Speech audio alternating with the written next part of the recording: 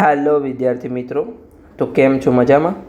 તો જે આપણી ગુજરાતમાં સેકન્ડ રાઉન્ડનું હાલ જે ઓનલાઈન રજિસ્ટ્રેશન ચાલે છે એ લંબાવવામાં આવ્યું છે MBBS અને BDS કોર્સ માટે ઓનલી.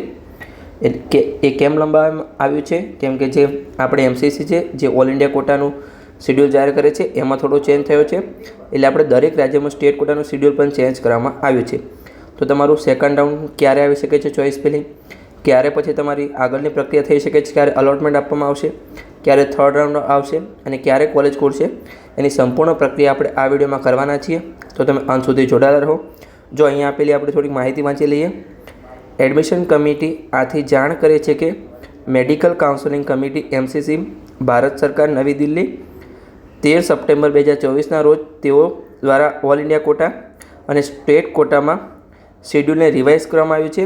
એટલે બીજા રાઉન્ડ માટે ઓનલાઈન રજિસ્ટ્રેશન જે છે એ 17 સપ્ટેમ્બર 2024 સુધી ચાલશે અને ડોક્યુમેન્ટ વેરિફિકેશન 18 સપ્ટેમ્બર 2024ના સાંજે 4 વાગ્યા સુધી લંબાવવામાં આવ્યું છે.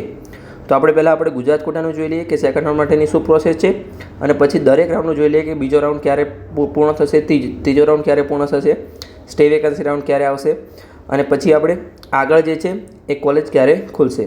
તો ચલો આપણે PDF પર જઈને સંપૂર્ણ માહિતી મેળવીએ. તો તમે અંત સુધી જોડાયેલા રહો. તો હવે અહીંયા જે આપણી સેકન્ડ રાઉન્ડવાળી PDF હતી, એટલે કે જેમાં રજિસ્ટ્રેશનની માહિતી છે એ અહીંયા આપણે વાંચી લઈએ કે પ્રવેશ સમિતિની વેબસાઇટ પરથી ઓનલાઈન પિનની ખરીદી જે 10 તારીખે શરૂ થયું હતું કે 10 સપ્ટેમ્બરે સવારે 10 કલાકેથી, જે 13 સપ્ટેમ્બર આની પહેલાં હતું, 13 સપ્ટેમ્બર એ હવે આગળ જાહેર કરી લંબાવી 4 દિવસ અને 17 સપ્ટેમ્બર કરવામાં આવી છે. બપોરે 1 કલાક સુધી તમે સેકન્ડ રાઉન્ડ માટે રજિસ્ટ્રેશન કરી શકો છો. પછી આગળ આપણે જોઈએ ઓનલાઈન રજિસ્ટ્રેશન માટે, એમાં પણ 17 સપ્ટેમ્બર સાંજે 5 કલાક સુધી લાંબાવવામાં આવ્યું છે 4 દિવસ અને હેલ્પ સેન્ટર ખાતે અરજી ચકાસણી તેમજ પ્રમાણપત્રોની નકલ જમા કરવા માટે એ પહેલાં 14 સપ્ટેમ્બર તારીખ હતી, એ પણ લંબાવીને 18 સપ્ટેમ્બર કરવામાં આવી છે. સાંજે 4 કલાક સુધી તમે, એટલે કે 4 વાગ્યા સુધી તમે હેલ્થ સેન્ટર ખાતે પ્રમાણપત્રોની ચકાસણી કરાવી શકો છો. એ તમને ફી તો ખબર જ છે, 1000 રૂપિયા નોન રિફંડેબલ અને 10,000 રિફંડેબલ સિક્યુરિટી ડિપોઝિટ. તમને બધી સંપૂર્ણ માહિતી ખબર છે, આમાં કોઈ વાંચવાની જરૂર નથી. ખાલી હેલ્થ સેન્ટરનું કામ સવારે 10 કલાકથી સાંજે 4 કલાક સુધી ચાલશે. રજાના દિવસોમાં બંધ રહેશે. પછી ઉમેદવારને કોઈ પણ પ્રશ્ન હોય તો વેબસાઇટની મુલાકાત લેવાની અને વેબસાઇટ વિશે તમે કોઈ પણ માહિતી ના હોય તો તમે આપણી આ ચેનલ છે એને અવશ્ય સબસ્ક્રાઈબ કરી શકો છો. આ ચેનલ પર આપણે એડમિશન રિલેટેડ દરેક માહિતી આપીએ છીએ. હવે આપણે સ્ટેટ કોટાનું શિડ્યુલ જોઈએ કે બીજો રાઉન્ડ ક્યારે આવશે, ત્રીજો રાઉન્ડ ક્યારે આવશે, સંપૂર્ણ પ્રક્રિયા આપણે વાંચીએ. તો તમે અંત સુધી જોડાયેલા રહો. તો વિદ્યાર્થી મિત્રો, અહીંયા જે આપણે MCC દ્વારા ઓલ ઇન્ડિયા કોટા અને સ્ટેટ કોટાનું જે શિડ્યુલ રિવાઇઝ કરવામાં આવ્યું છે, એટલે કે ચેન્જ કરવામાં આવ્યું છે, તો એ આપણે જોઈ લઈએ એની શું સંપૂર્ણ માહિતી છે. તો જો ઓલ ઇન્ડિયા કોટા માટે પ્રથમ રાઉન્ડ હતો એ 29 ઓગસ્ટે પૂર્ણ કરવાનો હતો, એમને પૂર્ણ કર્યો હતો. અને આપણે ગુજરાતમાં પણ, એટલે કે સ્ટેટ કોટા માટે 5 સપ્ટેમ્બરે પ્રથમ રાઉન્ડ પૂર્ણ કરવાનો હતો, જે પૂર્ણ થઈ ગયો છે. એની આપણે વધારે વાત કરીશું નહીં.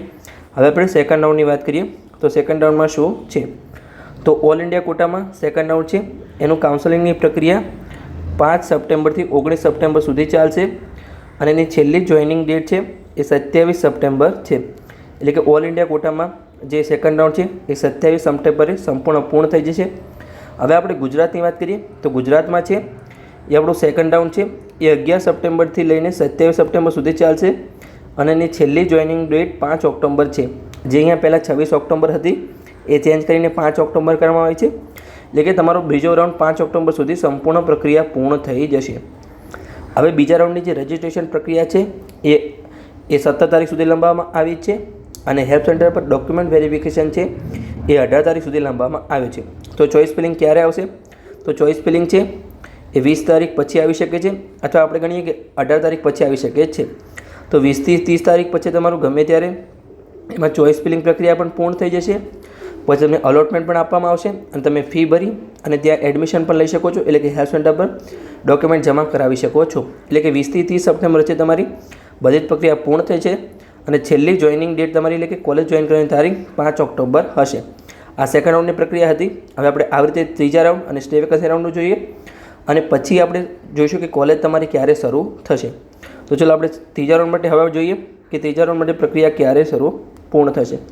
તો ત્રીજા રાઉન્ડ માટે જે ઓલ ઇન્ડિયા કોટાનો આપણે પહેલાં જોઈએ તો ઓલ ઇન્ડિયા કોટામાં 3 ઓક્ટોબરથી 11 ઓક્ટોબર સુધી પ્રક્રિયા ચાલશે, એટલે કે એની જે ચોઇસ ફિલિંગની હોય એ, અને છેલ્લી જેની જોઈનિંગ ડેટ હશે એ 18 ઓક્ટોબર છે.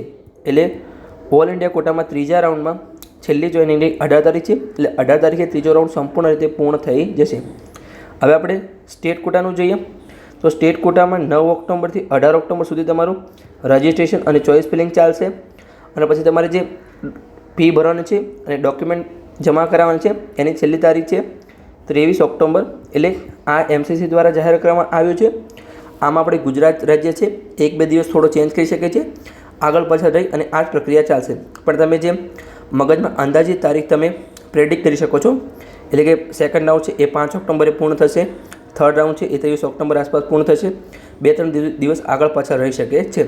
પણ તમને આઈડિયા આવી જશે કે આ તારીખે આવું થશે, એટલે ચોઇસ ફિલિંગ આવી શકે છે, અલોટમેન્ટ આવી શકે છે, આ પ્રક્રિયા થઈ શકે છે. આગળ હવે આપણે જોઈએ કે સ્ટે વેકન્સી રાઉન્ડ એના માટે કઈ પ્રક્રિયા છે.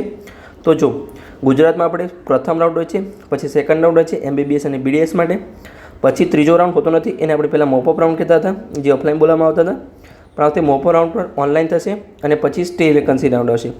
હવે મોપઅપ રાઉન્ડ શું છે અને સ્ટે વેકન્સી રાઉન્ડ શું છે? તો જો બીજા રાઉન્ડ પછી સીટ ખાલી હોય તો મોપઅપ રાઉન્ડ પાડવામાં આવે છે, અને પછી પણ સીટ ખાલી હોય મોપઅપ રાઉન્ડ પછી તો સ્ટે વેકન્સી રાઉન્ડ પાડવામાં આવશે, અને જો સીટ ખાલી નહીં હોય તો આ સ્ટે વેકન્સી રાઉન્ડ આવશે નહીં. હવે સ્ટે વેકન્સી રાઉન્ડ ક્યારે આવશે? તો 25 ઓક્ટોબરથી લઈને 29 ઓક્ટોબર સુધી સ્ટે વેકન્સી રાઉન્ડ ચાલશે સ્ટેટ કોટા માટે. ઓલ ઇન્ડિયા કોટા માટે 22 થી 29 ઓક્ટોબર સુધી, અને ઓલ ઇન્ડિયા કોટા માટે છેલ્લી જોઈનિંગ તારીખ 5 નવેમ્બર છે, એટલે કે 5 નવેમ્બરે આપણી સંપૂર્ણ એડમિશન પ્રક્રિયા પૂર્ણ થઈ જશે. ગુજરાત માટે પણ તમે જોઈ શકો છો 25 થી 29 ઓક્ટોબર, કેમ કે સ્ટે વેકન્સી રાઉન્ડ માટે કોઈ નવું રજિસ્ટ્રેશન કરવાનું હોતું નથી, એમાં ખાલી તમારે ચોઇસ ફિલિંગ હોય છે. ચોઇસ ફિલિંગ પણ હોતી નથી. જો તમને ઓફલાઈન બોલાવવામાં આવે તો એમાં ખાલી તમારે કોલેજ સિલેક્ટ કરવાની હોય છે, જો સીટ ખાલી હોય તો તમને આપવામાં આવે છે. એટલે એની જે પણ પ્રક્રિયા હશે હું તમને જ્યારે પણ આવશે ત્યારે આ ચેનલ પર માહિતી આપીને સમજાવી દઈશ. તો એના માટે પણ છેલ્લી તારીખ 5 નવેમ્બર છે, એટલે કે 5 નવેમ્બરે MBBS અને BDSની સંપૂર્ણ એડમિશન પ્રક્રિયા પૂર્ણ થઈ જશે. એટલે તમે અંદાજિત તારીખ લઈ શકો છો. હવે આપણે જોઈએ કોલેજ ક્યારે ખુલશે. તો તમારી કોલેજ છે એ પ્રથમ ઓક્ટોબરે, એટલે કે 1 ઓક્ટોબરે ખુલી શકે છે. એના સંપૂર્ણ સંભાવના છે, એટલે કે 1 ઓક્ટોબર આસપાસ તમારી કોલેજ ખુલશે. હવે ઘણા વિદ્યાર્થીઓનો પ્રશ્ન હશે કે મારું ધારો કે સેકન્ડ રાઉન્ડમાં 5 ઓક્ટોબર આસપાસ મારું એડમિશન પ્રક્રિયા પૂર્ણ થઈ, તો મારે કેવી રીતે કોલેજ જોઈન કરવાની? તો 1 ઓક્ટોબર પછી કોલેજ ખુલી જશે, અને પછી તમે ગમે ત્યારે સેકન્ડ રાઉન્ડમાં તમને 5 ઓક્ટોબરે એડમિશન મળે, અથવા તમને થર્ડ રાઉન્ડમાં 23 ઓક્ટોબર એડમિશન મળે, જ્યારે પણ એડમિશન મળે ત્યારે તમે કોલેજ જોઈન કરી શકો છો. હવે તમારે કોલેજ કેવી રીતે જોઈન કરવાની છે, કેવી રીતે ખબર પડશે કે તમને કોલેજ ક્યારે ખુલશે? તો 1 ઓક્ટોબરે કોલેજ ખુલી જશે જે પ્રથમ રાઉન્ડના વિદ્યાર્થીઓ માટે, અને પછી તમારે જ્યારે પણ એડમિશન મળે તો ત્યારે તમારે જેની કોલેજની વેબસાઇટ હોય એના પર જવાનું છે, અને તમારે માહિતી મેળવવાની છે. પ્રથમ રાઉન્ડના વિદ્યાર્થીઓએ પણ ખાસ ધ્યાન રાખવાનું છે, કેમ કે દરેક કોલેજનું અલગ અલગ ખુલશે. જેમ કે ગવર્મેન્ટ કોલેજનું અલગ ખુલી શકે છે, જીમીઆરએસનું અલગ ખુલી શકે છે, એમાં પણ અલગ અલગ ખુલી શકે છે, જીમીઆરએસમાં પણ અલગ અલગ, ગવર્મેન્ટમાં પણ અલગ અલગ. એટલે તમારી કોલેજની વેબસાઇટ હોય એના પર જઈ અને માહિતી મેળવવાની છે કે કોલેજ એક્ઝેક્ટ કઈ તારીખે ખુલી શકે છે. હવે તમને કોલેજની વેબસાઇટ કેવી રીતે મળશે? તો તમને જે પણ કોલેજમાં એડમિશન મળ્યું હોય એનું નામ તમે ગૂગલ અથવા ક્રોમમાં જઈને સર્ચ કરશો તો એની વેબસાઇટ ઉપર આવી જશે, અને વેબસાઇટ પર જઈ તમારે જેની માહિતી હોય એ મેળવવાની રહેશે કે ક્યારે કોલેજ ખુલશે અને ક્યારે આગળની સંપૂર્ણ પ્રક્રિયા થશે. તો બસ આ જ હતો વિડીયો આજનો. આવી માહિતી માટે તમે આપણી ચેનલને સબસ્ક્રાઈબ કરી શકો છો, અને તમારા મિત્રો સાથે વિડીયોને શેર પણ કરી શકો છો, તો એમને પણ આવી માહિતી મળતી રહે ઇન્ફોર્મેટિવ, અને એ પણ અપડેટ થતા રહે. તો ચલો મળીએ હવે આગળના વિડીયોમાં આવી કોઈ નવી જ માહિતી સાથે.